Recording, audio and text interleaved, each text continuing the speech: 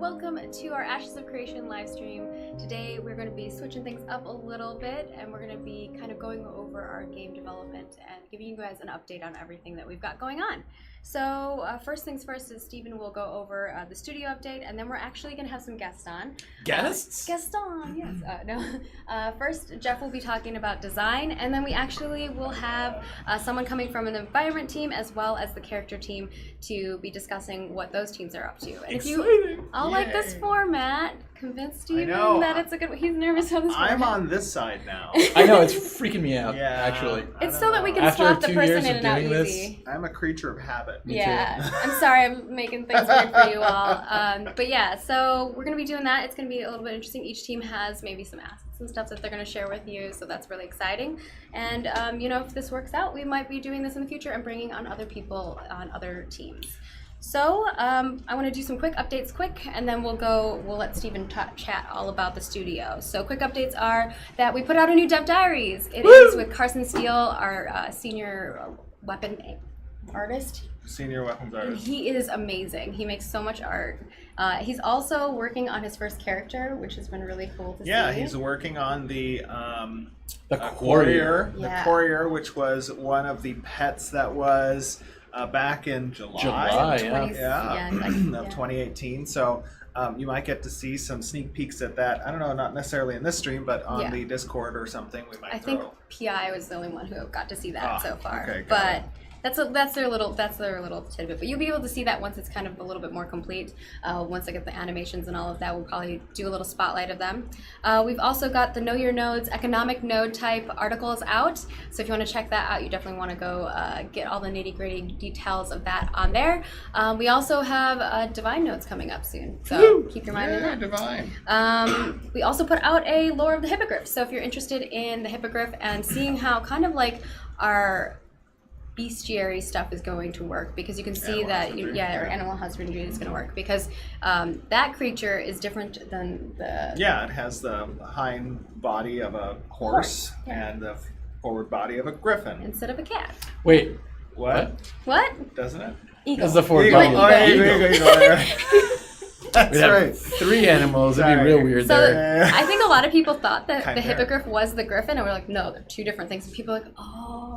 Yeah. So it's kind of giving you an update on those things. So we'll be adding a lot of interesting little pieces to creatures that you're going to be seeing coming up. People don't like that I'm on this side. I know, it's weird. But you'll get used to it. But the problem is that otherwise people have to walk through the camera to get to get on the stream. I'm blinking twice. We also fixed the summer shop images, so if you were seeing those were weird on the shop, those are all fixed now. And the last thing that I have for a quick update for you all is the Pilgrimage of the Diviner Cosmetics. We'll be swapping over on June 5th for the Nakua Cosmetics. So that's all I got. So tossing it over to Stephen. Give us that studio update, all the goodies. Yeah, we're continuing to have a very successful hiring rounds going forward. I believe we have 7 new engineers starting between now and July 1st. Yes. Yeah. Which is great because they're all seniors. Yep, they all have real good, deep MMO experience. Yes. I That's won't all. have their images and their stuff for the creative director's letter that's coming up, but I do have a group of other 7 people. I think it ended up being 5 because 2 people didn't actually remember that it was photo day. I even sent out a meeting right before. They don't have photos. They don't exist. we continue to grow. And keep spreading the word on social media if you want to about Ashes of Creation, the project, the company, Intrepid Studios, and direct people to intrepidstudios.com, your favorite developers. I'm not ashamed to say that. We are absolutely always looking for talent. We have our job listings up there, so if you know anybody who's looking, and if there's somebody who's really talented and there isn't a job that's listed there, you can have them email us as well. Yeah, Jobs absolutely. at intrepidstudio.com. Yeah, so things are going really good. It's turning into a little bit of a sweatshop here at the studios. Just a little bit. Saying that, I'm like, don't say that. Well, you know, we don't have corners anymore. We don't have a couch anymore. We don't have a couch. We're losing our second meeting space, which is like Yes, needed, yes. So it's getting a little tight, but progress is being made in the interim for a new studio, so that's good. I got to finally see what that. Oh yes, the that's outline good. of Yeah, that the looks floor like, plan yeah. and all that kind of stuff. Yeah. So that's turning out well. Yeah, we're doing good. Everything's moving forward. We have some announcements that we'll be making over the next probably month or so. Yeah. I think so. Stay tuned for that. I like that he looks at me like, Yes. Well, is she that is okay? The marketing lead. So that's that. And then also, I think we have a newsletter that's coming out, don't Yeah, we have a newsletter that's coming out. We have a creative director's letter that's coming out. We've got a few other things that we were probably going to be chatting about. So keep that all in mind. We've got some good stuff. We're Always stay excited. tuned. Yeah. You never know what's going to come out of us. we? Yes. Yeah. So, I guess let's go right into design stuff then. So first, run us through what design has been working on as a whole. Like, Well, give us the. before we get into that, let's make sure that we preface the fact that This is part of the new thing. This is that why we're doing. Stephen is nervous about that. Well, I'm not necessarily nervous, but Yeah. as we've said in the past, right, things are works in progress. If you go back, a year and a half ago or 2 years ago, and take a look at some of the early videos on YouTube, and then take a look at the most recent ones that we've released with Apocalypse or with the MMO footage over the past 6 months, you'll see there's a considerable movement changing from the art direction and the world itself, the mechanics that are present. From the first videos we've shown to the more recent ones. So keep in mind that with this new format of kind of showing you guys work in progress stuff, that there's considerable change from this point until launch. This is not an end game kind of look at stuff. This is a work in progress in the very essence of that phrase. A lot of these are first passes. They are things that you're going to see that will be changing for the better moving forward. Yeah. Yeah, and especially when we're talking about design, for instance, we're going to be showing a lot of prototype stuff, and that prototype stuff is definitely not what we're going to see in the final game. They're there to kind of give us a sense of like what buttons are we going to be pressing, how can we make something better or more interesting. We do kind of a rough first pass just to kind of get something in the game and playable, so that we can start getting data and start making decisions about things. So, the stuff you see from design especially is going to be all prototype stuff. So. Yes. I think generally all of our teams are, if we continue with this format, it's kind of showing you the progress of development. And so even every month when we have new people on, or we maybe have the same person come back on and they show like the next iteration of whatever it is that they're working on, you're going to see the difference between each of those things. And I think that to me sounds like a really fun thing to be able to share with you guys as a community. Not a lot of other companies do this, so it is definitely And just to give you guys an idea with regards to from a project management standpoint, we operate on a more agile based type of system with sprints that last about 2 weeks, and traditionally at the end of those sprints, our team kind of comes together and we have what we call our sprint review, and each department kind of goes through and gives an example of what they've been working on for that past 2 weeks, and the progress that they've made or the systems that they've completed, features, artwork, whatever it is. We all come together and we show it on the big screen. Everybody gets an opportunity to kind of discuss what they did. That way the team gets kept in the loop with each other and they get to see what's going on. This isn't as raw as that type of setting, but it does bring some of those elements up to you guys to get you to see what things are being worked on. Yeah, and the programmers just talk to us in binary the whole time. Yes. That is true. I actually make like an Excel 1100, or an Excel. I make like a little PowerPoint for ours because ours are like, it's not much for me. Words. Yeah, words. I'm like, here are words. So yeah, with that preface, talk to us about what the design team as a whole has been working on, and then we'll get into the little bits and pieces of things that you are wanting to share with the audience. Yeah, so as a whole, as we kind of walk towards the last 10% of Apocalypse, we've been generally working on prototyping a bunch of abilities for both the MMO and Castle Siege. We have also retooled the melee combat system in APOC entirely. So one of the big problems that we had with it is that it's very floaty. It kind of feels slap fighty, and so we wanted to kind of dig down, make it a little bit grittier, make it a little bit heavier, make sure that our weapons have real impact, because it's something that we're doing that's different than most other battle royales out there. Right. Or just the combat in general, right? Part of the big aspect of design and moving into, the Apocalypse mode was that combat was a central focus for them, and design logs that you receive from players actually experiencing the combat that we've created. And we know, I mean, obviously we knew, there needs to be changes that are made for the MMORPG, but from an action standpoint, we wanted it to feel substantial when you impacted a player, when you swiped with a melee weapon, something that was actually feeling cohesive and not just a, player floating around with legs and then swing, right? Also, so you get the feedback, as the player being hit, that kind of thing, on top of the player being taking the action, right? Right. So we've been doing a lot of work on that side. We've also been doing a lot of work on the data side, pulling out logs, making changes based on kind of the data we get from that. We've been super busy. We also doubled our team size for design. We've got a bunch of new faces on that side. And a great experience. Yeah. No, it's been fantastic. The other big thing that I think design has really been focusing on is some of the objective gameplay that's going to be present in castle sieges and other type of objective-based battlegrounds in the MMORPG that we've talked about in the past in our design features. Having those systems, be able to take over a control point with proximity-based, players, being able to channel on, a castle siege's final relic, being able to kind of utilize those systems from an objective-based gameplay to kind of shore up the end gameplay of those systems, right? And those actually give you objectives for quests and things of that sort. Yeah. All these systems are super modular. I mean, that's how we've built them, is so that we can take them from one piece, change a few things, and use them in another piece. So once we have a system, basically we can apply that system to just about anything.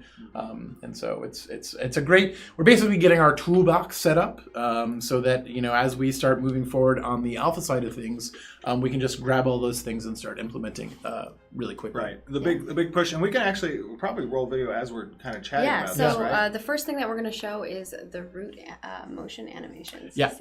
So we moved from sort of like a split body weapon system to having a full body root motion where the animation's basically driving the player's movement. And so what that does is it kind of gives you that sense that you are carrying a weapon and that weapon has weight and that your momentum is driving you forward. All of those things kind of help to give that sense that you are in the game rather than on top of the game, which is kind of how the system felt before. You'll see that we also have some new impact effects and a little bit of camera shake there to kind of really highlight the fact that you are making contact with this other player. Right.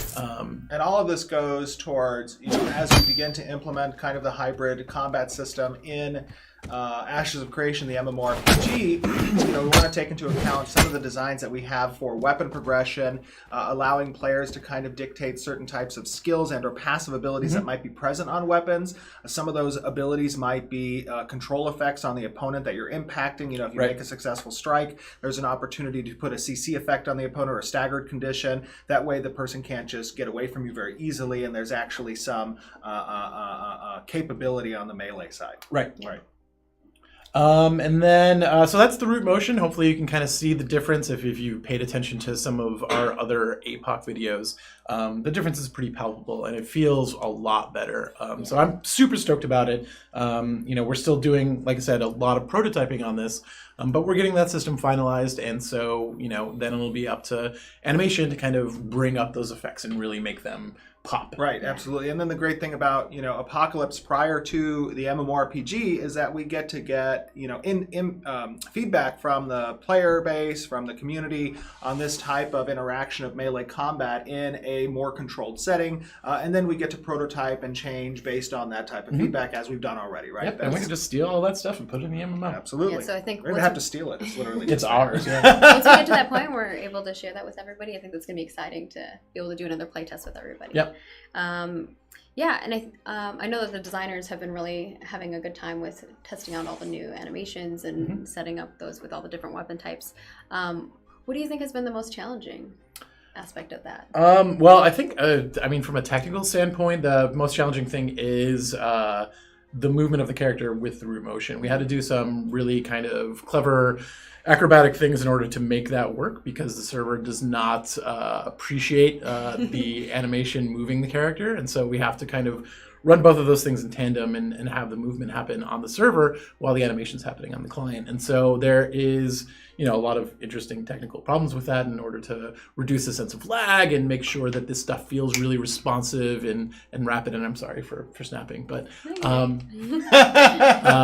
but that certainly was kind of the hardest thing to wrap my head around, because in a single player game, root motion is relatively straightforward, but when you're dealing with server client kind of architecture, it gets a lot more complicated. And it's important to note, like root motion, and when we talk about impact and control effects or stagger conditions on the opponents that get struck by these melee weapons, we're not talking about a lockdown or where it's cumbersome or doesn't feel good for the player. We want to make sure that our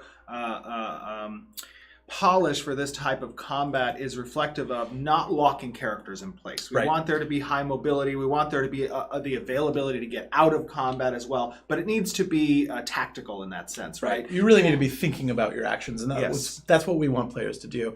Being locked down sucks because you're not actually playing the game anymore, right? Like, you have been removed from the game. Right. It's not fun. No, that is not fun. And so it's more about, control and positioning and making sure that you know what your character is going to do when you hit, and that you know what your character is going to do when you do get hit. So all those things are things to consider when you're playing the game. Yeah, absolutely. And I think you have another video for us. We have a new effects person who has joined the team, and he's been making some updates on things, which is exciting. That's Jim Sanders' work. He is a phenomenal artist, and he has also a very sharp technical mind. And so he's been able to both improve the kind of fidelity of our effects, give them a unified look, and also improve their performance. So, you'll see that some of these abilities here will be darkness, or the miasma arrow, and you'll see the tentacles coming out. And this effect looks so much better than our previous effect. And yet it is far more optimized. Yes, it is far more optimized. And not only that, but these effects, again, are kind of first pass. They're still going to get additional passes before the MMORPG, where we'll take into consideration, in an MMORPG you're going to have potentially 500 players on the battlefield casting these types of effects, and we don't want them to be very explosive or overwhelming. Exactly. Not only to take into account that the way we're structuring our effects is going to have some scalability on the client side, that they can scale down these effects if they want to as well. So that's something important to note. Do you want to talk about that one specifically? Because it shows someone, it's like a beacon on somebody. So this is part of the Marked Wand.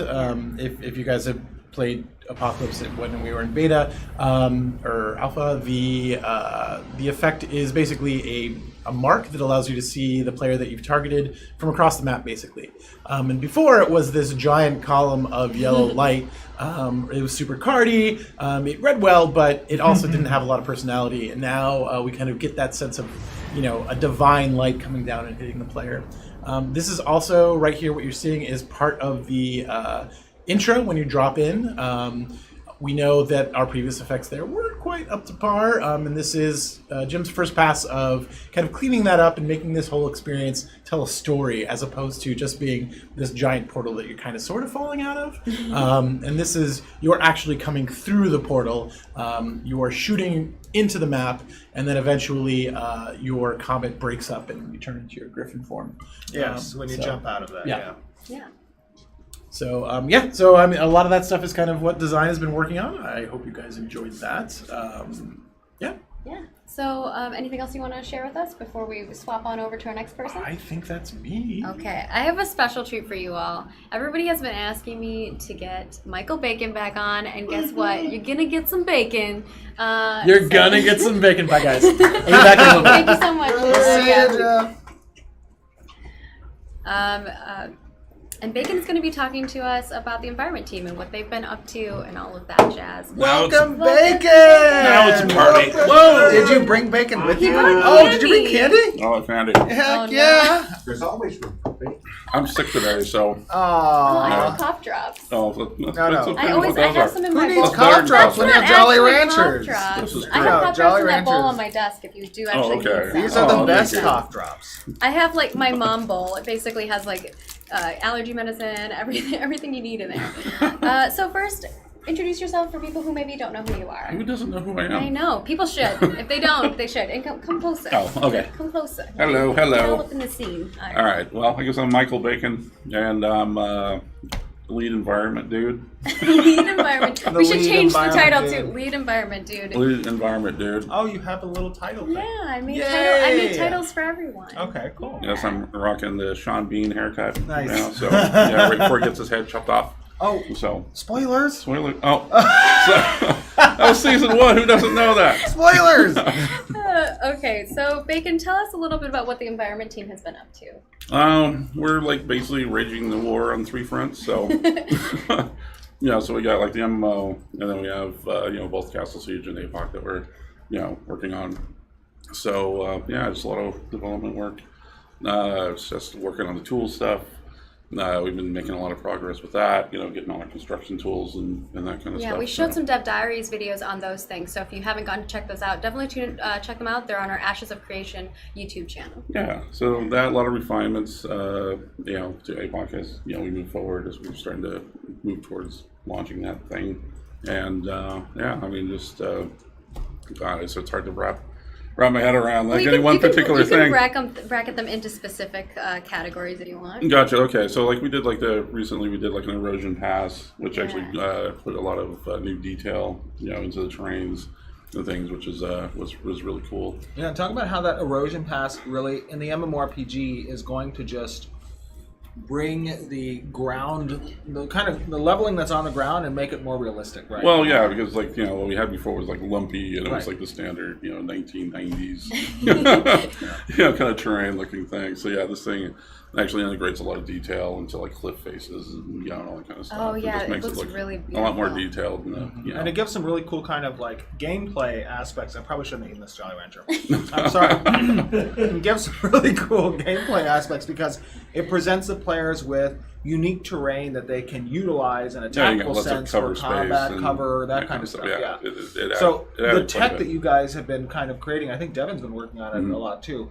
Applied in APOC, but that's the testing ground for when it gets moved into the MMORPG map. Of course. Right? Yeah, it'll be a lot more refined in the MMO. That's good. So kind of doing that. We got that approved, And you guys have worked on some river pass stuff. I saw that. yeah, you guys rivers, worked on, which is oceans, cool. the beach Yeah. stuff, which is still kind of a work in progress, but it's looking really great. Devin's been, kind of hitting that and doing a really good job on that front. And the new grass stuff, which we'll show today, which is really cool. And I mean, just I don't know, there's a lot of stuff, Castle Siege stuff, the whole destruction system. Yeah. Yeah, so we're not at the point yet that we're going to share video of the destruction stuff yet. But Yeah, I but I think mean, we're getting close, right? We're getting close. we're getting a lot closer Yeah. with those. So Nate, our technical guy, has been doing a great job sort of refining some What of have that you stuff. found has been like the thing that has been exciting in working on castle destruction? Well, stuff? destruction's always exciting. Yeah. Besides just blowing things That's up. right. I mean, it's like blowing stuff. Everybody knows me. Come on, man, loosen up a little bit. And that's part of one of the Dev Diary videos as well, right? The destruction stuff. That'll be later down the line, but yes, it is one of the Okay. it is one of the topics we'll be Nice. covering. Well, the thing that's cool about that is like we initially talked about how we would do it, and it was like, oh, take this giant piece of mesh and then kind of have it damaged states and that kind of thing, and worked its way into a point where we can do it more dynamically. It's not completely dynamic because like on a server, if you shoot the wall, it'll fall backwards and Right. one player yeah. and fall forward on the other player. So there's some kind of magic and some some tech that we have to It's implement to try to get that to program work magic. right. But but it's coming along. It's looking good. So Yeah. I'm very excited about that. We can probably play some of the so building stuff. Let's first play. Whatever we want. I think our first video that we have is the oceans and the waves and the grass details. So be showing that, and we can kind of talk over this. Yeah. So there's that. Yeah. So like I said, there's the kind of ocean beach shader. That's kind of still a work in progress, but yeah, we got those waves are kind of coming in. We got the sand surface, goes from like a wet, shiny, dry, yeah. So- to It dry. looks very realistic. And It's so cool. I mean, the key point here when you guys are looking at this video is this is all in game. Okay, Yeah. right now this is in the APOC level, but again, the APOC and the MMO are synonymous. They Yeah, are the same. Yeah, all this tech is stuff that we're, it's all being moved over. Absolutely. I mean, technically we are using it in the MMO. It's just, Yeah. but right now we're showcasing it in. And this is in a the cool APOC. some grass stuff. I think that it was Tad working on the grass stuff. Mhm. Or, yeah. Yeah, and Tad's, The wind, the rolling wind in the grass. I love Oh yeah, that. yeah. Yeah, so you got like the regular love grass the motion that he ocean put and stuff. together, and then he basically put like this sort of pulse wave that kind of runs through it, kind of like a big kind of wind wave that's blowing through it. And I noticed people saying, what's the type of rig we'll need to run this at this type of beauty? The great thing about UE4 and what's being done from an optimization standpoint on the environment team is that this stuff will run on, you don't need a supercomputer to run this stuff and Yeah, look this good. I mean, it is something that Well, Tad's grass is like actually way more optimized than what we had the in there previous before. grass. Yeah, exactly. It's like there's not a lot of alpha. looks better and overdrive. is, performs better. Yeah, for sure. Yeah. For sure.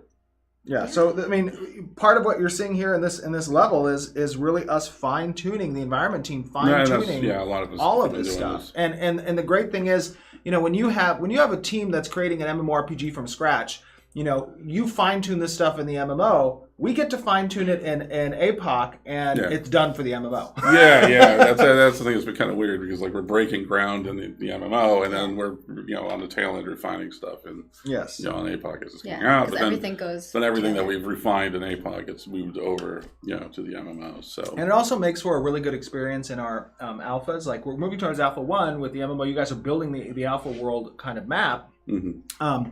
And traditionally in some alphas that you'll see on other projects, they're very barren from a visual standpoint, right? Because they're essentially testing core systems, they're standing up those core systems, and they don't have the time necessarily to put towards establishing a visual environment and the Yes. character assets being complete. The great thing about what is being done for our Alpha 1 is that visually it will be up to a par that is respectable and will be beautiful for Yeah. players to participate in that Alpha 1. And that's kind of the experience we want to give players. We want you to not just experience the core systems, which are being worked on by engineering and design, but also allow the head start for the environment team, the character team, to get in there and make stuff beautiful for you so that when you do play, that immersive quality, which is such an important aspect of an MMORPG, is present at every stage of testing. Yeah, it's one of those things where you like stand in a location, you're like, I just want to live here. Can I live here? Is that your dream? Is that someone That's my dream. Yeah. sees like, a place that you created and they're like, I love this place so much, I wish I could be here. Oh, of course. Yeah.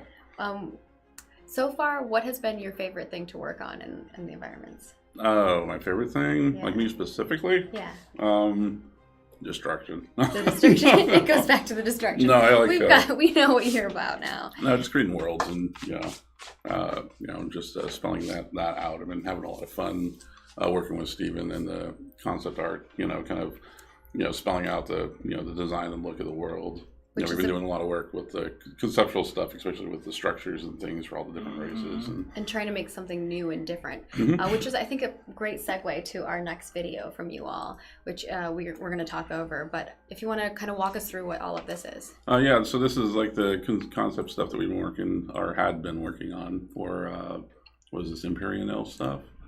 So we have the Pyrian stuff, which was Empyrean. kind of all over APOC, and then this is kind of moving into the Empyrean kind of race.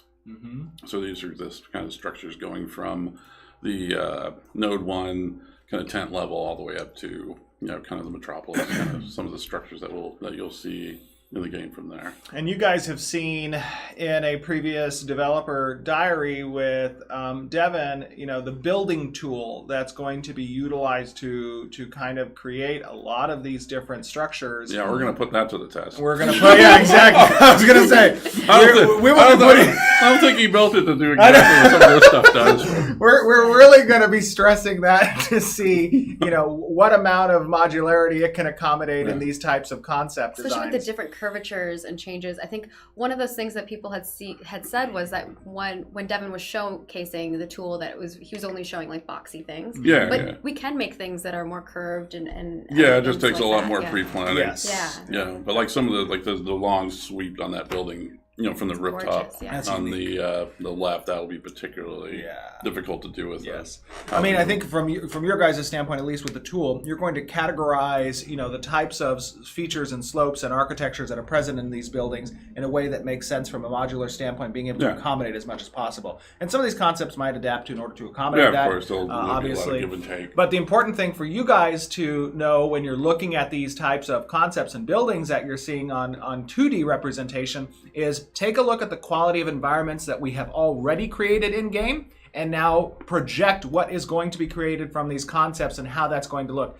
The intent behind Ashes of Creation is to create a visually stunning world. And part of that visual stunningness is really, I don't even know if that's a word, stunningness. Stunningness. Is to have architecture that reflects the different cultures. I mean, we have 9 different cultures in Ashes. So there is a wide variety of architectural influences that go into creating these different buildings. Well, that's been the key, and some of the challenges is like we have two different types of races like for how do I say this? Per like subtype. So you got humans, elves, and they've got the split off races, right? So it's like you want to make them different, but yet still have a footing. Like they still kind of fit within the same world as their counterpart. And so these guys right here, which is the Nikua dwarves. And these have actually been super challenging because they're kind of islander. We were discussing this because we were chatting about it whenever I came by your desk, and you were saying how like there's some parts that just aren't quite there sometimes. Yeah, these ones are still kind of in development. We're still kind of injecting more. I think we're injecting more of the dwarven classic, kind of motifs into some of the stuff, and but still being able to. Organically work, look like it works together. So, so I think they're a little bit more kind of into the native, kind of side of things, islander kind of side of things right now, or you kind of pull them just a little bit more towards the dwarven. But I mean, the structures that you did look really interesting and really cool. So. I'm excited to see those. So I think whenever we're able to show those in kind of the tool that Devin was making, being able to see all of that stuff. I think the thing in particular with that race is. So you got the tents and stuff are the initial smaller structures in Node 1, but then what does that type of stuff look like when it reaches Metropolis? So that's been kind of challenging as far as taking what they have, which is a very islander look, and like and this is a gigantic Metropolis, that you'd think of city-esque.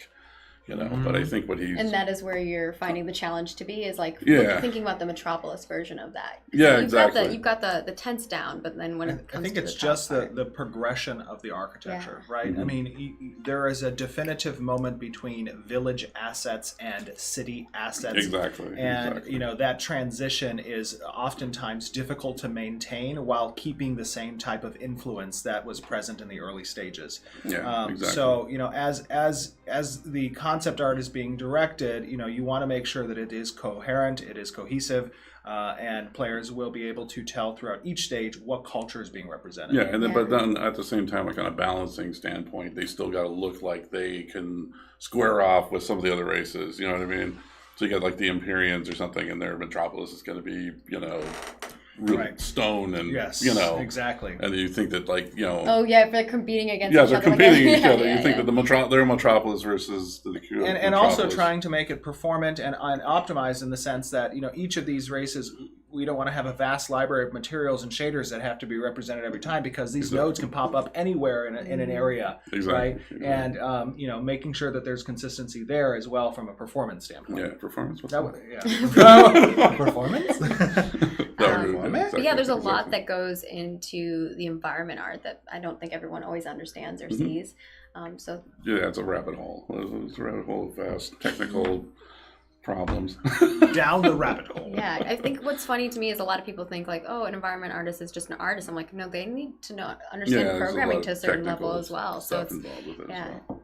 Especially Bacon. Bacon's not just an artist, he's a Renaissance man. A Renaissance man? What does that mean? That means that you have skills in many areas like a Da Vinci. A Da Vinci? Yeah, you're a musical dude, you're an artist. Pouring it on too much, man.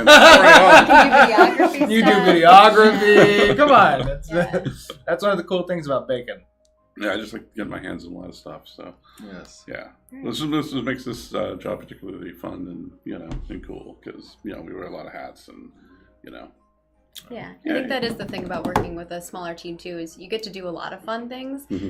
Sometimes you can get stuck with doing one job where you're just doing it every day and it gets monotonous. But I feel like we get the variety of choosing what we want to do. And yeah, but I mean the whole team's like that. Like especially the environment team. I mean Tad was working on the character shader stuff, for instance. Yeah. And helping him out with that. Because he's very technical minded. Yeah, even helping other departments for sure. Yeah, that guy's mad skills in the technical department. So yeah. Very, very cool to be working with them. So. Yeah. Well, thank you so much for coming on here. I know it took a little bit of convincing to get Bacon to come on the stream, but we appreciate it and the community appreciates it. I don't know. I can deal with it. It's fun. No. It's fun to hang leave with the Jolly Ranchers. Right there we go. Yay! Everybody. He's just doing it on purpose now. right. Yeah, we're going to swap over. We're going to bring on our character team representative here. Yay! Hey! Brad Constantine, which is also a multifaceted, talented individual. Yes. It is, very much so. Bye, guys. Bye, Bacon. All right. Hey, good job, man. How do you follow Bacon? I There's no don't way know. to do that. It's all downhill from here. Well, come on in. Do I get a red one? Yeah, you can. The goal is There's red a great tongue by one the over end here. of this thing. It's going to be hard to talk if you have that stuff. No. Yeah, no? No, I'll always difficult. He's like, no. Yeah. But it tastes so good. Well, thank you for inviting me. Yeah, thanks it's for so doing it. great to actually be able to stop working and come down Brad- and talk about Brad what has we're wanted doing. to be on a Well, live is your stream chain forever. still attached? My chain, yes, it's so heavy. It's still. First, introduce yourself for people who might not know who you are. My name is Brad Constantine, and I'm a senior artist here at Intrepid on the character team. Senior meaning I'm really old.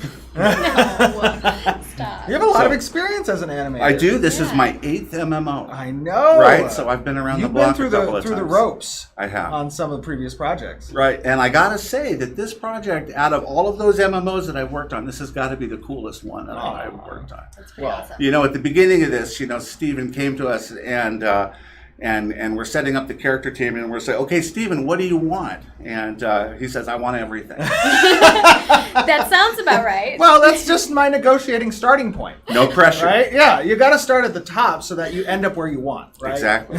So we're trying to do that. We're trying to give you everything that you want. Steven's vision is so clear and so precise that it's very easy to go down that road. Well, we have a clear vision, and part of the character team and the team in general is that we all share this vision for the project, right? We have a passion for it. A lot of people have done MMOs in the past, so they've been through the type of challenges that we're going to be facing on this project and have faced on this project so far. So it's great to have that experience to kind of address those issues and come out the other end with some success. Well, I can understand from your perspective too. I've worked on a lot of teams where you have a creative director who maybe isn't very good at creative directing, and you're in a situation where you're like, what is the vision? And I don't understand it. Whereas here we really do understand it because we all want it to as players. So I think that's the exciting part about it. Well, I find the players find that too, that in the industry in general, the MMO genre, there is a real lack of vision. Everything sort of became repetitive and, stale, Yeah. and how do you Move it up. revamp it? Yeah. Yeah. Well, talk to us a little bit about what the character team has been working on recently, or So- just in general, I guess. So the character team involves a whole lot of different disciplines, right? So we're talking everything from creating characters to doing the meshes, we're doing the rigging, the skinning, the animation, all of that. That's all encompassed under the character artist umbrella. So there's a lot going on all fronts, just like Bacon said. Everything from fixing up the combat to modeling and designing new mounts and weapons and things, figuring out stuff under the hood, all of the technical things, how we're going to go down the road of character customization and all of that great stuff. Yeah. And go I'm ahead. Sorry. excited. No, everything happening at one time. Yeah, and part of a big component for the character team, not just from concept to model to rig to animation to effects to whatever, is that an MMO is a very large world. It has a lot of different pieces, and it has a lot of population that needs to be present in order to make it engaging and diverse and something you want to explore. So, part of one of the big tasks that the character team has is kind of categorizing creatures and NPCs and races into compartmentalized groups that can share as much as possible without looking the same across the board. We want it to look visually diverse, but share a lot of the core work that goes into creating these different lines of creatures and or players, right? And that's a difficult task, but the great thing about having experience on MMOs in the past is this isn't your first rodeo, and this is how things are traditionally done in order to create successfully an MMORPG. And I think to give an example of what Steven's saying, for example, on the simplest side of that would be like, you have a horse, right? You can make a zebra from a horse, that kind of thing. So being able to create lots of different types of creatures based on like a base model of a creature and share some of those animations so that we can move forward much faster and quicker. That's true. With a world as large as ours is going to be, and with as many creatures and different characters that you're going to run into and deal with, we have to find ways of making it all work, making it all run. We can't just do anything that we want to do. Right, so there's a huge technical. Well, we can. Just how long it's going to take us. Right. So on our end, on the character end, there's a lot of fakery going on a professional level. So meaning that everything that you see on the screen in the course of the game is a combination of a lot of different technical things all going on at once. For example, so once the character gets a certain distance away from you, we're going to start swapping out that character with smaller versions, levels of detail and that sort of thing. All sorts of technical stuff that's going on under the hood. Mm-hmm. We're doing all kinds of work on iterating on the new combat with the new root motion stuff going forward, which is great as an animator because it frees us up to be able to do all kinds of cool dynamic things that you see in like single player games and that sort of thing. And a lot of so much of what you guys are working on with regards to that combat is basically establishing the root animations that are present on a character model, right? I mean, these are diverse animations that are going to be present for the characters in the MMORPG, and it's going to have a wide range of applicability, movement directions, all that stuff that's present for players to kind of utilize. It's got to be fun. It's got to be cool, right? It's got to be replayable, right? It's something that you want to do every day. Yeah. And that's also its own challenge too, is finding a movement style and a motion style that works for that long-term replayability.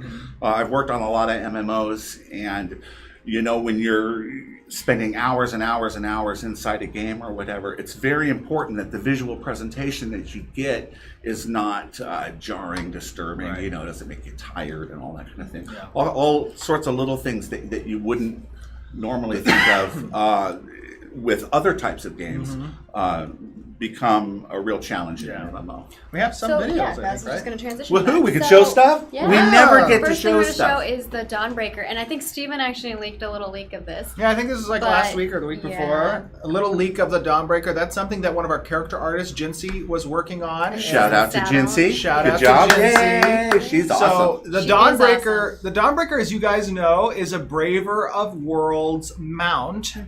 So you're starting to see the pipeline now incorporating some creation of the Kickstarter assets. These are, again, work in progress. These are first passes, but you can kind of see it's, butterfly wings. It's awesome. The wings might be moving a little fast there. Butterflies' wings move pretty fast. They do.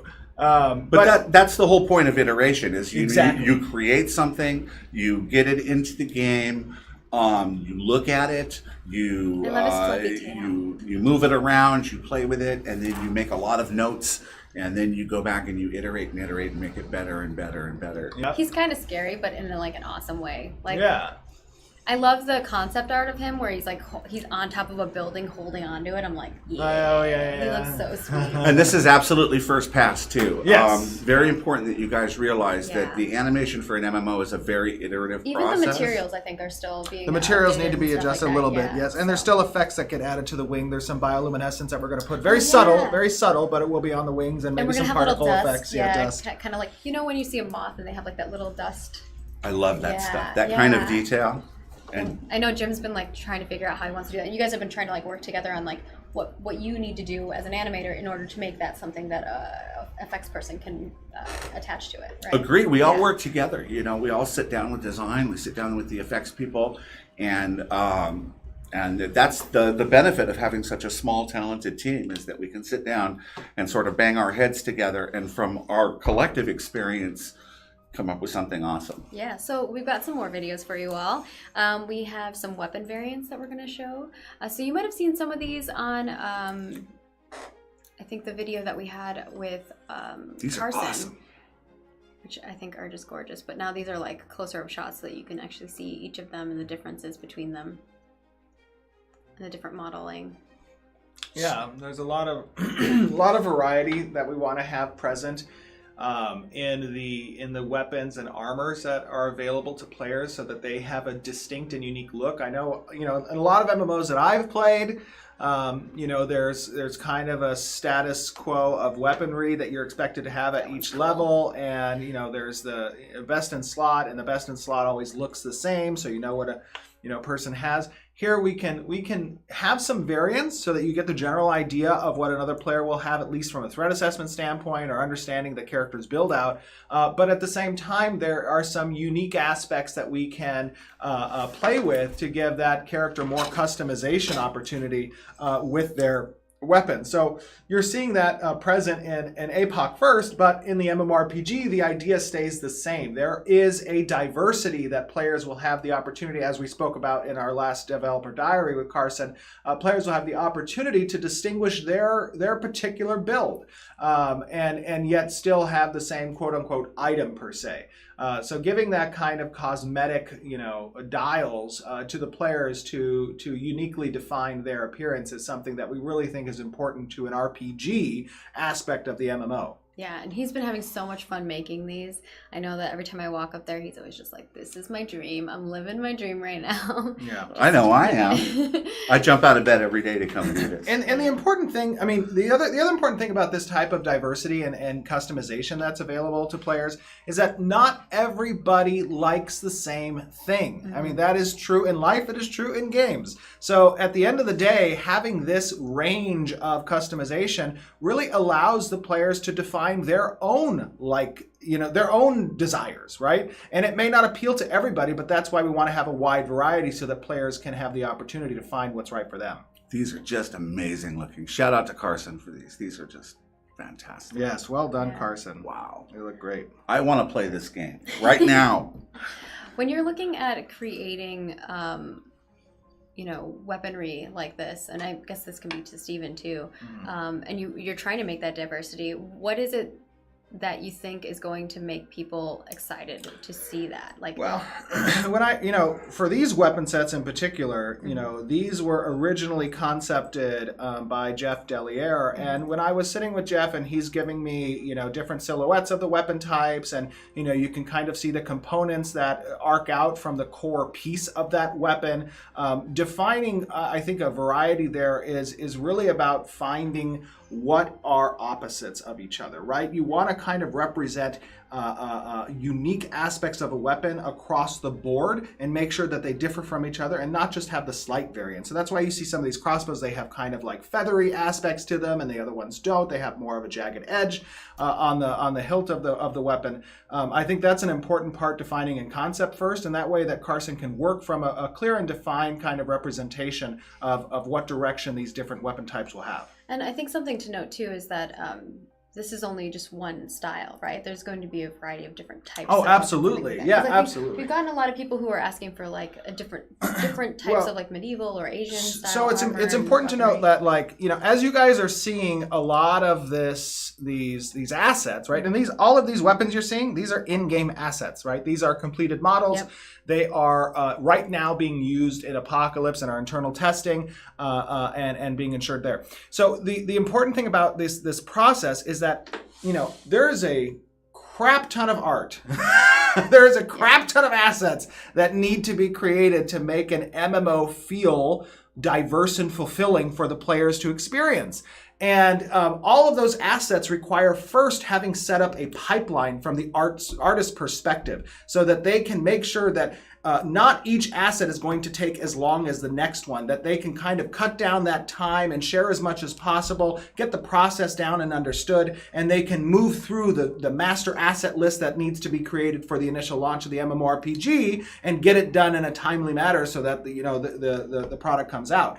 And as each of these sets are being completed by Carson and the character team, that is becoming more defined, more finite, more kind of optimized in a sense, so that the later down the road, as we get into the big master asset list, that time is not as ballooned as the initial assets. Yeah, and they've been doing a lot of optimization lately. I know that they've done many passes on these in order to make sure that even performance is going to be really smooth for all of us. Absolutely. And I think we had a question in chat requesting what kind of tools you use to create animation specifically. Okay, we use two different 3D programs to do our animation. Our primary program is a program called Motion Builder by Autodesk.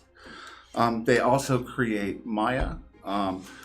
So Motion Builder is a program that was developed primarily to modify and work motion capture data, but we find that it has an excellent suite of keyframe animation tools, so we use that as our primary character animation thing. Yeah, it's a fantastic program. Yeah, and even when Carson was on his video, he was talking about how he just loves all the tools that he gets to use. It's almost for him like he actually gets to, model almost like as if he's doing like it in real life, which is really cool. It's great. And in using Unreal Engine 4 too, there's a lot of direct integration with some of these tools too. So for example, I can work on something in Maya, I can take it right into Motion Builder without having to close out of Maya and then reopen the other program. Then I can take something from Motion Builder right into UE4, I can test it, then go back into the animation program, iterate on it, test it again, repeat. Yeah. And you've heard me in the past, I've always been a big proponent of the engine, Unreal Engine, because, as Brad just described, there's a lot of integration with third-party software that is necessary for the construction of these types of large games. I mean, if we had to create tools ourselves, this would be a much longer process, but there are we do have to create a lot of tools ourselves. But there are also out-of-the-box tools that help to kind of move the production forward, at least from an animation standpoint, an environment team standpoint. These types of things are present in the engine by default. Yes, they can have some, catering and unique aspects that we can then apply to them, but that's another great aspect of Unreal Engine is that it's highly customizable. It really is, and it's great. And just about anything that you would need to learn in Unreal Engine, you can find on sites like YouTube and other things. So it's a fantastic tool, and we're digging deep into it to find out all of the things that we can do with it, and it's been really, really exciting. Yeah, I think people are really liking the changes and upgrades to the different weaponry pieces. I mean, what I would say is, from my experience as an MMORPG player in previous MMORPGs, I've always been underwhelmed by the diversity of weapons that are available in those games and or armors. And I think originally the idea behind the creation of this game is that to the character team, their kind of mission statement was, hey, we want to be as diverse and as many items as possible so that players can create their own unique representation of themselves from an RPG standpoint. And that's kind of what you're seeing here. I mean, this is a small taste of the type of weapon diversity that will be present in Ashes of Creation. And the animations themselves will also have some unique aspects to them. And for particle effects probably too for each of these. Absolutely. I mean, the idea here is to make a world that is so diverse you literally get lost in it. And with that in mind, I'm going to need a very large crate to put all of my things Right. in. it's very easy to forget that with all of the talented and experienced people that we have here at Intrepid, that this is still Steven's first trip down the rodeo. Oh yeah, that's to the true. rodeo. So we are guiding him through this process of setting up pipelines and iteration and all of this sort of thing. The stuff I've learned in the past 3 years, I feel like it has taken more brain space than I've learned in my previous 30 years. Well, it's one thing to make a game, right? To make an MMO and already have a studio and already have a staff Oh, yeah. Very and have other teams Right. available. Say, And okay, previous we're going to get projects to pull from. right. We're Or going you to can pull use guys tech on for from this or some of those whatever. Yes. things, too, where whereas here we're making everything from the ground up. Yep. You know, I do want to ask a question, but this is more to you, Stephen, Sure. because I think before you had said to people that, you know, you're not looking for the giant sword that's bigger than the person Right. that they can't Oversized, carry. Like, you're yeah. looking for that more realism. Can you talk a little bit more about that specifically? Because people had follow-up questions on that, because Yeah, no, they absolutely. do kind of like the fantasticalness. That's why people play games, right? Fantasticalness is fine, and we will have a lot of high fantasy aspects to the game. However, from a physics standpoint, you know, something that, and this is just a personal taste standpoint, right? People Yeah. have different opinions on this. This is highly subjective. As a small person, I don't mind carrying Right, like exactly. And I played plenty of games that were very fun and they were visually stunning and they had oversized weapons and stuff. But from my perspective, you know, when you're playing a game and you're immersed in something, there is something called that suspension of disbelief, right? Yeah, I mean, yeah. obviously, your immersion factor is only as high as you can believe that you're in the game. I gotcha. And some components of other types of art styles don't help to suspend that disbelief. They actually make it more difficult. And I feel that one of the aspects of prop design or weapon design is that kind of oversized features I think don't make sense to me. So it makes it more difficult for me to kind of suspend that And disbelief. where you'd like to see it, and I think this is a great transition, is more in that diversity of changing items and things like that. So the next thing that we have is the backpack. We know we showed a little taste of that on Carson's I want a backpack. video, I want that in real life. but this kind of gives you a little bit more of like, so you can look at all the little tiny details. Yeah. And this kind of goes into what you were talking about a little bit, where you want that realism of being able to, like, if I am, you know, an alchemist person, maybe I carry more potions with me rather than Right. other I mean, things, right? a big component of the MMORPG, that half of that, you know, acronym is RPG, role-playing game. And Yeah. in order to role-play, you need to be able to represent kind of what your character is doing in that world. And, you know, part of what animation is doing is creating these sockets on the, let's say, the belt or the back that, you know, can plug in certain types of props or items that are created by the character team, like Carson. You know, might be a scroll tube, it might be a potion, it might be whatever. Those players will have the ability, as we've discussed in the past, will have the ability to select what they want to be represented in those sockets, and then animation will make sure that they jive well in movement. All and these as the are gonna, character's like, the moving. little bottles jingling and stuff like that. Is that kind of stuff that you find really fun to animate? Yeah, we love that kind of stuff. And The flag. it goes Flag. along the same lines of Stephen wanting everything. The look So- at the so brand basically- is great.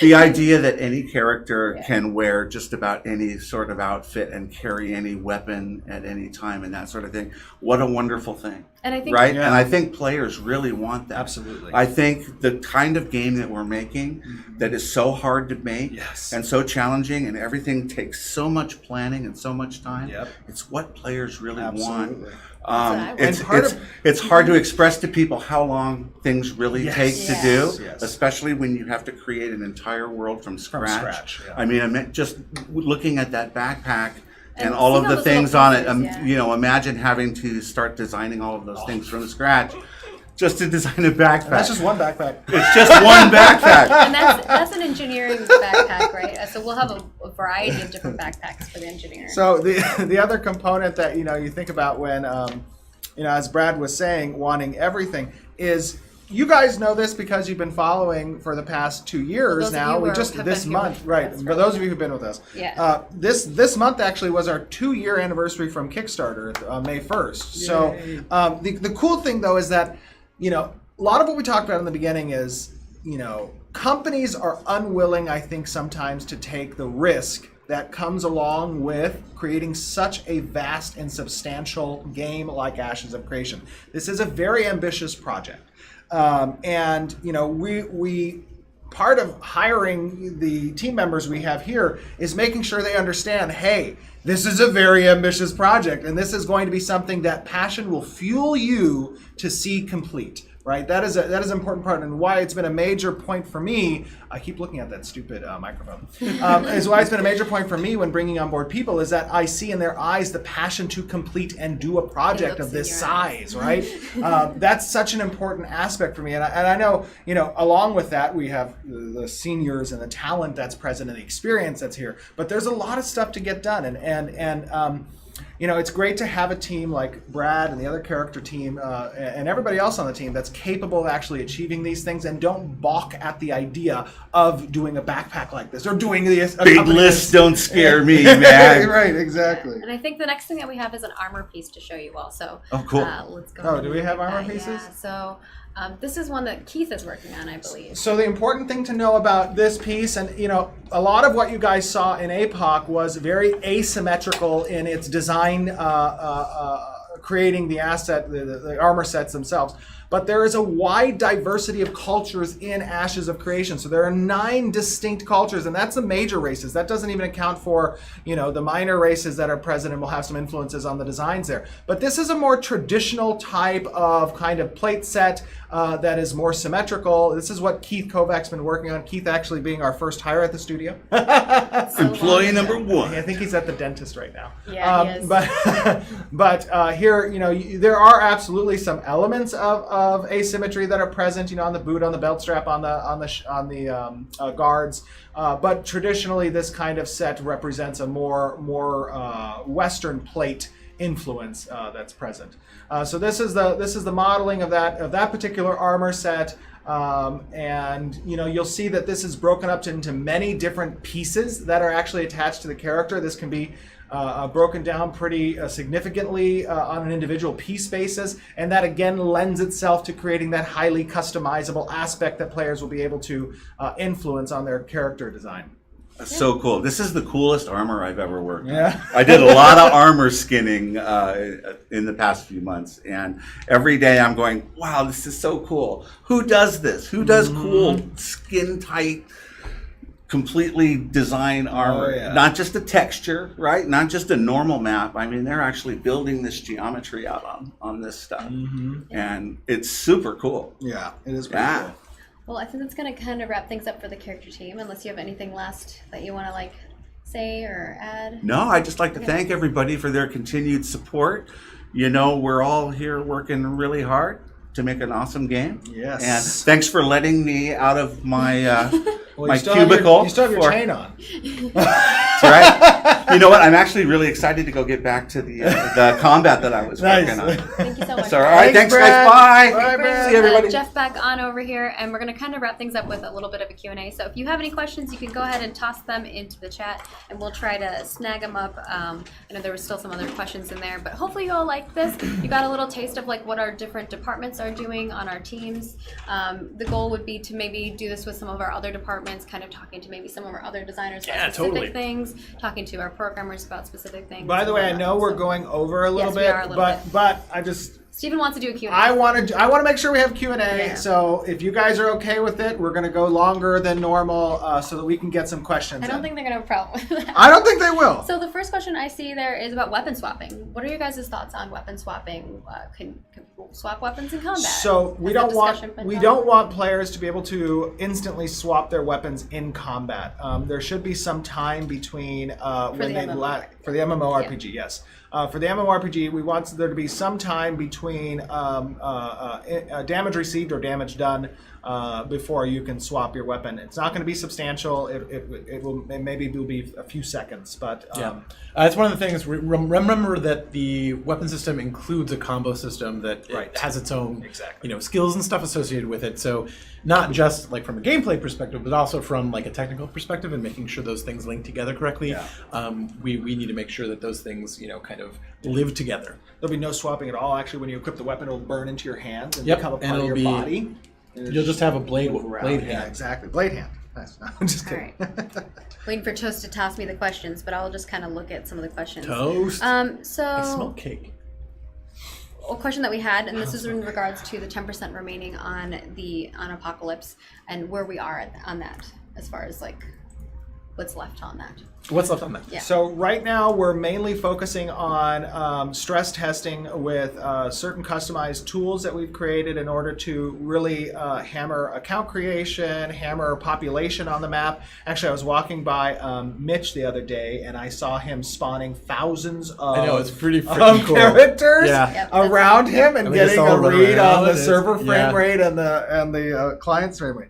So I can't tell you how many there were on his screen. It was like it was literally thousands. yeah, my heart There skipped were, a beat. yeah, I was like, how many I do you fell in have love. there? And I think he had like 3,000 character models Yeah. spawned. go Sorry, ahead. go ahead. So basically, right now the back end, focusing on really stress testing, kind of the new architecting that was done in order to accommodate the number of players that we aim to receive. And I am happy to report that I keep looking at that damn thing. Excuse me.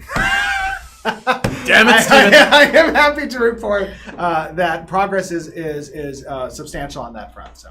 Awesome. Yeah. Yeah. So hopefully that gives you a good answer. If you have follow-up questions, you can always just message me and we can figure that out.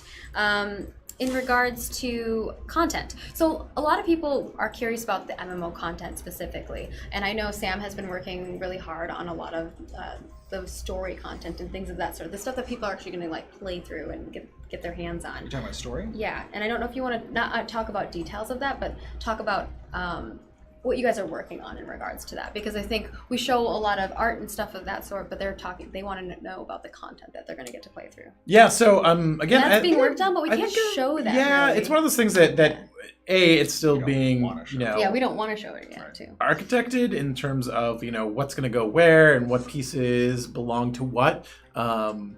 And as far as implementation of that stuff goes, like we've got a gigantic lore Bible, and we've got all this stuff kind of we're holding on to. It's more about figuring out what pieces go where, kind of the pace of everything, and then once we solve all those questions and we start. We'll be able to start implementing at that point. Right. So as the Alpha 1 map, excuse me, is being laid out. From a design and population standpoint, a lot of those NPCs that contain certain story arcs or storylines, they need to be placed in areas that make sense, that they connect to, that they hook to, and that they connect with other nodes in that sense as well. Right. So that's a big component of that. We're not going to be releasing information on these story arcs. We will not release them until probably beta, when at that point it'll be difficult for us to even keep them under wraps. So we may give some insights Where there. will people see the content? Like, what kind of systems are going to be attached to that? Like, obviously doing quests and things of that sort. Every system. Yeah. Every system contains it, right? Like all of the events are based around storytelling. Yes. All of the narrative quests are based around storytelling. All of the organizational quests are based around storytelling. The game is built from a story, basically. So we want to make sure that there's a context and relevancy for all of the actions that you're doing in the game. And even player-driven mechanics Right. will still have story components. There will be a reason why that player-driven mechanic is available Right. or required of the player. So every system that's created touches story. Yeah. So I hope that kind of answered your question. It's kind of one of those things where we can't really show it, because if we show it, then we're showing you all of the story. So it makes it hard. But there's lots of work being done on the content and tons. And we still have a lot of stories. systems that need to be finished Yeah. too. As far as the questing system is very complex. There's a lot of stuff that goes There's into still it. certain like objective types that are being worked on too. On Well, the and just marketing side, too. the entire node interface of the quests and how they decide what NPCs to give them out to, how that decides what happens when that NPC dies in a node siege, right? Like all that stuff is still being built, and we need those in order to actually All start. right, I putting have them a in the whole game. bunch of questions. Are y'all ready? So the first one is every whole. I'm not going to say his full name. my God. For the yep, I'm not going to say the Yeah, name. I was- Steve's already said the name before. I never said it. For- Jeff said I it. said it. Or, Yeah, oh, Jeff said said it. I wasn't here. This was prior to me existing on this team.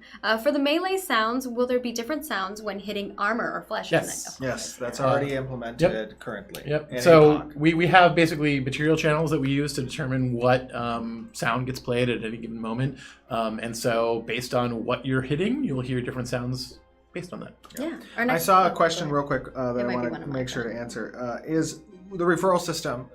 Yes. Part of what we have been working on with the new website since December, and making sure that all the platform changes are done to accommodate our very large player base already, is to assume that the changes necessary on the referral system are being implemented right now. They're being worked on, and we should have them complete very soon. Yeah. They're going to incorporate some new features, such as a code field. So you don't only have to use a link, you can also have a unique code that's assigned to your account, and you can share that code with players, and they can utilize it when registering for an account. It'll also have, a more in-depth kind of tracking system that players will be able to utilize to kind of see the performance of, their campaigns or whatever as well. But those ancillary systems will come online after the initial launch. We want to get up and running as soon as possible, the links and codes first. And then we also want to make sure to migrate the previous data. Right now it's dependent on players migrating. We want to be able to migrate that for expenditures over to the new database. Yeah. And originally we were kind of hoping to do the code redemption stuff at the same time as that, so that it would all come out together. But we decided that we would put up the code redemption for like Kickstarter and stuff like that right away, so that you guys and gals could do that right away. Because we knew we had some tickets in queue that were, we couldn't solve those until that was available. So that's been solid, and mad props to our CS team who's been kicking some booty. So if you've ever put in a ticket, those should be all resolved. Please check your tickets. Hopefully that time has been much better for you all, because we've been working hard on that end. But yeah, I'm excited to get the referral stuff back on track and running and rolling. So our next question here is from Mr. Quantum Observer, wondering, you mentioned private property sales certs. Is this like a landlord thing where you can rent your space? Will a wealthy enough guild be able to buy the auction house or other interested buildings in a node? So there's a few theories that we're going to be implementing behind that. The most basic one is that this will allow players to transfer real property goods. So this includes freehold, this includes static housing, this includes apartments that they may own, and they can sell those because those will have limited and or finite quantity. This will not allow you to go above your one allotment of freehold in the game. So you will need to not have a previous freehold if you're going to purchase that. But it's something that kind of facilitates that trade between players. Additionally, some concepts that we have is going to be rental or leases that could be had, allowing players to kind of lease a property for a period of time where they will have a little control rights, or they'll have control rights over utilizing storage space on the area, controlling the furniture, access point, all that kind of stuff. I always wanted to own a hotel. I think that'd be fun. Like, in a game, it'd be fun. Like an RP, the travelers coming in and. I don't know. Is that weird? It might be weird. Okay, moving on. No, it's actually awesome. Pennygal wants to know, how is the backend development going right now? It's going extremely well. We just answered that one, right? I think we did. Yeah, kind of. Steven kind of went over it. But it is like Mitch, the work that Mitch has been doing, right? Like getting 3,000 characters onto a screen at the same time is pretty incredible. We've got, I think, 5 or 6 people really focused on really pulling out what we can in order to keep things moving good on the server. So, we had over 200 people on the 200 live players on the server at once. We should be able to push that up now quite significantly. Yeah. We haven't gotten enough people to do one of those tests yet to see where our new cap is, but we will soon. And we have grown leaps and bounds on our server architecture in the last 3 months. So I certainly have been super impressed. Cool. You have anything else you want to add to that? Mm-hmm. Cool. Our next question is about auction house stuff. How exactly does an auction house work in conjunction with a player shop and rental stalls? Can you buy and sell from an auction house, or is it simply a place to list all the items an economic node is selling and their location? Is there maybe a taxation difference between auction houses versus player run things? So auction houses will have a listing fee. And auction houses can be accessible in order to list items from the economic node in which the auction house exists. you'll be able to view items that are listed on an auction house from vassaled nodes, whether they're economic or not, through the auctioneer that or the emissary that gets placed there. You'll make sure you can't list there. You can't list there. You will need to travel to the auction house that contains resources and or material. Raw resources or processed materials. You'll need to travel to the auction house's location where it is listed in order to retrieve the stored goods in that node. And then if you want to move them elsewhere, you'll need to move them via caravan or any other type of transportation standpoint.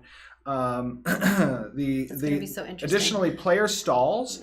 In an economic node, there is an area of space that's present near the unique building where players may put up a stall. They'll be able to put up a shop. And then in addition to that, there will be rentable stalls that are capable of being utilized for a period of time based on your expenditure. You'll be able to list any number of goods there for a period of time. There will be an attendant that gets assigned to the stall, and that stall's goods will be listed on a bulletin board that players can access from anywhere in the region and know where the stall's located to travel there and purchase. When the economic node reaches, I believe it's a metropolis stage, it will sell personal shop certificates. Now this allows players, non-citizens and citizens alike, to go to the metropolis. They can purchase the player shop certificates, and they can put up a player shop anywhere in the world with that certificate. They don't have to be near the economic node's unique building and in a designated shop area. Instead, they can go out in the real world and put up a shop if they wish. Somewhere in your inn, perhaps, yes. or maybe if you're running, a little shop on the crossroads on your freehold, you can put it there. But yeah. All right, and the next question that we have is from Trilldoms, wanting to know, can you own chunks of land without developing it? Oh, that'd be kind of cool if you could just own a bunch of... People could own a bunch of land and just be like, it's a reserve. You could put down your freehold and not put any buildings on it. You could put down your freehold and just put a bunch of farm stuff on put it, sheep right? on it. Garden. Yeah. There's lots of things that are not explicitly buildings that you can put on your freehold and have it represent, something along those lines. All right. I think we're going to wrap things up here, if that's cool with you. Sure. Sweet. So, thank you all for tuning in today. Hopefully you all enjoyed listening and hearing from some new faces. Yeah. If you haven't watched some of our previous content, but it was That was great exciting. having, I think that was a lot of fun. Bacon and Brad on. That was a lot of fun. And I think important thing to note, moving forward, I'm definitely a proponent of this format. I think it was good. Important thing to note for you guys is that as we kind of roll out this format in the future, again, this is work in progress, so do not walk away from this thinking this is an end product that you're viewing. And You're make sure that under the hood. you're getting under the hood look. With regards to additional footage and game